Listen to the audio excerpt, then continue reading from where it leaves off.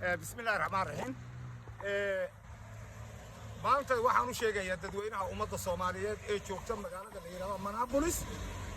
waxaa jira tartan dheer baa socda wax qabad baa loo baahan yahay ninkii wax u qaban lahaa ilmihiina waxa ay ku jiraan ka soo saar lahaa waa jamaad in wax lala qabto oo codka la siiyo waa jamaad in la garab qabto waxa u baahan oo ilmihiina biri taageeraya wax u soo saaraya wax meesha ay marayaan maanta ka soo celinaya waa jamaad marka waxaan dilee in dhawey jawaab gabay ma oran jiinka baasada jimsigayga waanigi ka jaray jawharadiisii jigjiga iyo Jabuuti iyo intii jawhar laga gaaro taariya jamaame intii jilib ka hoosaysa juqraafiya aan qoray ayaa jara ma haystaan maanta jawaab gabay ayaan jeedinayaa uumiyaha ayaan dhax dhigay ama jawaabtaas jamaal doorta uumiyaha isaga ugu jilroona